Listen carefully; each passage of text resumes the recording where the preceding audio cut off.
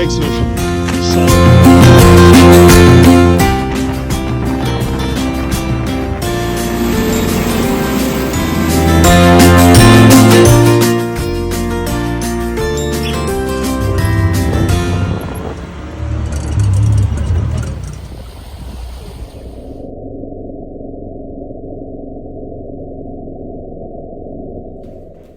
Welcome to Frostland Survivor Man. I am the Frost Man and I'm really excited for the event that we're going to have today. The subject of today's video is this is a really near and dear topic, but some shout outs first.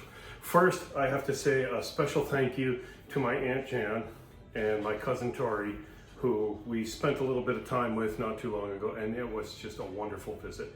It was so nice to be with you. Thank you so much. My Aunt Jan very much is in personality and mannerisms and mentality sometimes as well, like my Nana. And she reminds me so much of my Nana, not just because of that, but because she really does keep our family heritage alive. She has just this knack for, anytime I need a recipe, that's my go-to person. And my Aunt Jan always has the recipe, tells me how to make it. And so I got the recipe for today's episode from my Aunt Jan. And my cousin Tori, thank you so much, Tori, for all the time we got to spend visiting with you and how much you made yourself available. My cousin Tori is probably one of the most accomplished people you'll ever meet in your life. And she's just so enjoyable to be around. She's just a peaceful, wonderful, enjoyable person. And you know people like that in your life that always add to you. So thank you, Tori. Thank you, Aunt Jan, Auntie Jan. Today's video is going to be my Nana's cabbage rolls. Now I've been very tempted. My inner chef wants to jazz these up here and there, but I'm going to stick to the original recipe. Today I'm going to show you how to make my Nana's cabbage rolls. Really excited to do this. So we'll just get started. The first thing we're going to need to do is blanch the cabbage. Now this is a special cabbage. This is from my garden, and this is a cabbage I grew specifically to use making cabbage rolls, and gets leaves in it and all kinds of stuff while it's out there in the garden. So we're going to blanch this. And the way to do that is take the outer leaves off, cut out the core, which isn't always as easy as it looks. Nana made it look a lot easier than it is. Take the core out, and we're going to put this cabbage into the boiling water.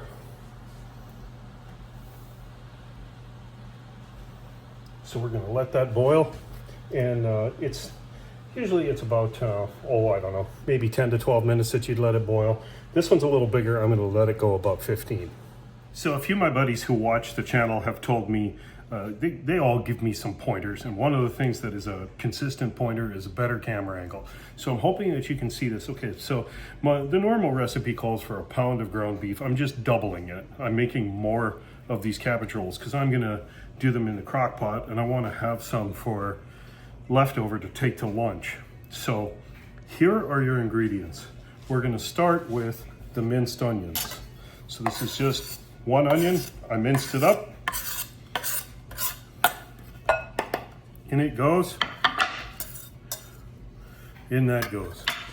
It's supposed to be 1 cup of cooked rice, but I'm using 2. And a quick note on cooked rice. When you're using cooked rice in a dish that you're going to cook a little more, leave it undercooked a little bit, just a little. Because what happens is the rice is going to continue to cook in the dish that you're creating. And what's going to happen is the rice will go from being rice to being mush. You want to maintain the integrity of the rice kernels so that you actually have kernels of rice instead of just rice paste. Then we're going to add a little garlic. This is just the dry minced garlic that I use. Salt and pepper.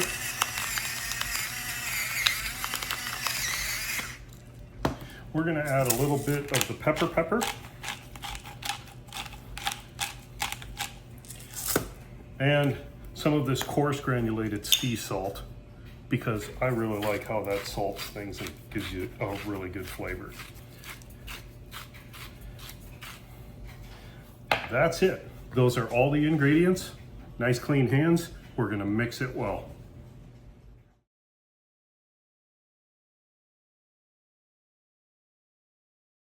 Now that our mix is almost done, there's one more thing I need to add, And in keeping with the traditional recipe, I'm going to use traditional tomato sauce. I'm just going to add a little tomato sauce that I have to also mix in there. Give it a little bit of zing, give it a little bit of flavor. And I was going to use my smoked tomato sauce, but I decided I want to keep this as the traditional recipe, so I'm going to mix in this tomato sauce as well and just use the regular stuff, as hard as that is for me to do. You know, I've oftentimes wondered what made my Nana's food so good. And I think part of it is because it was ours. I mean, the beef we had, we raised that beef. The eggs we had, we raised those eggs. We had eggs, chicken, cows, pigs. We had milk, butter, cream, all the dairy we needed. We had all that stuff.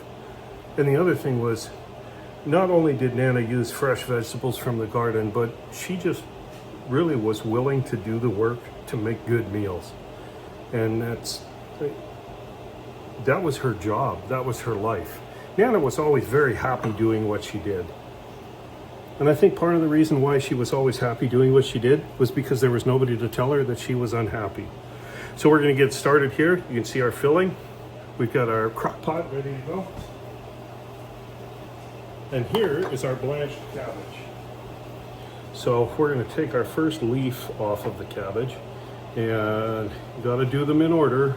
Cabbage has an order in how it grows.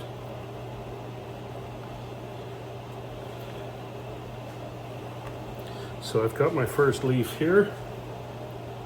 All right, and I'm going to get a cutting board because I'm going to need it here, I think. And put this under here. All right. So that leaf didn't really come off very well. And you know, it's really funny when you watch Nana do this, it just seems so effortless. Just bang, bang, bang. She just rolled them out. There's a better leaf. Okay, so now what we're going to do is we're going to do exactly what my Nana did. And that is we're going to cut this part of the stem out and make it a good roll. Then we're going to take enough beef of the filling mixture and we're going to roll this up nice and tight, just like a little burrito. Okay, and the first part that we need a little bit of tomato sauce in the bottom here, and then we're going to start layering in our cabbage rolls. I wonder if I can salvage this one. It looks like I might be able to. Yeah, I'm going to keep the stem on. Let's roll that up. Tuck that end in, tuck that end over, put that right on the bottom. Okay, now we're getting somewhere. All right, who's next on this cabbage? Is it you? Or is it you? Oh, same leaf. Good. I didn't know this was going to be such a difficult prospect, getting the cabbage leaves off the head, as difficult as they are to do. All right, there we go. Trim that little bit out. A little bit of meat, trying to keep them all about the same size, just because we want uniformity in our cabbage rolls. And see, I look so awkward compared to how Nana used to do it. But I am not Nana.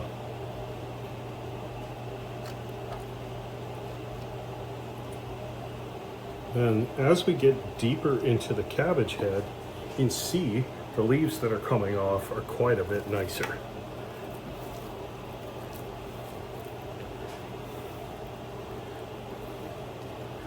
Tuck the end, and roll it up.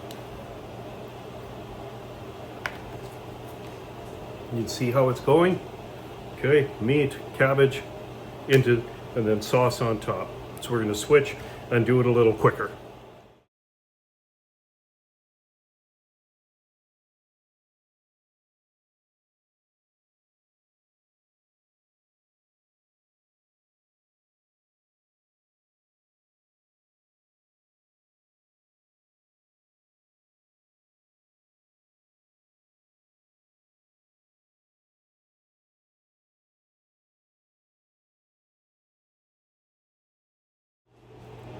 there we have it. Tomato sauce on top, cabbage rolls in there, filled up the crock pot. I would have used a slow cooker liner, but unfortunately the ones that we have are not the big ones. They're the medium-sized ones, so I couldn't make it. So I'm going to put the lid on this, turn it on, and in about 5 hours we're going to try my first ever Nana's cabbage rolls. So we'll see how we do. We're all ready to go here. I put my slow cooker on low heat simply because I have, let's see, 1, 2, 3, 4, 5, probably 5.5 hours before we're ready to eat these. So I'm going to cook them low and slow. I use the crock pot. My Nana used to bake them. The reason why I use a crock pot is I have one. Nana didn't have a crock pot. I ate many a meal at her place without one. When they finally came out, I just love how it works, and it's really pretty foolproof, whereas Nana was such a great cook. I'm not so much, especially in attentiveness. So now it's time to be attentive and clean up the kitchen, because the only way I want my darling honey wabbit to know I cooked is there's great food in the house. Well, here it is, the moment I've been waiting for. Hopefully you've been waiting for it too. Actually, you didn't have to wait too long. You got to watch this on the channel. So I'm taking the lid off. There are our completed cabbage rolls. And if I could get for you the smell on YouTube, I would.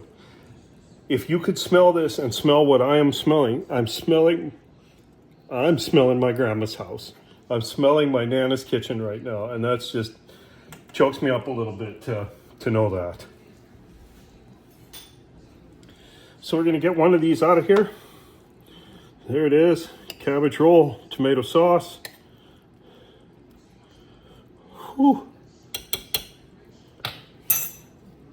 All right, and we're just going to get this so it's right under the camera. Cut through this and open it up for you. And there you can see it. These are my Nana's cabbage rolls. They smell like it, they look like it, and hopefully they taste like it. Well, thanks for watching. Thanks for taking the time to go through this video with me. I really hope you enjoyed it. I truly enjoyed this walk down memory lane. Smell down memory lane. I can almost hear my Nana's voice asking if I'd like another one, or would I like a piece of pumpkin pie, or whatever it was that went with cabbage rolls. This is very special, and I'm glad I've been able to do it, and I'm really glad I've been able to share it. And thanks again, Auntie Jan. So now we'll find out.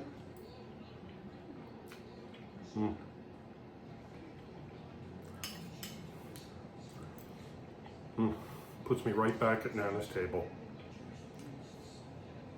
Delicious.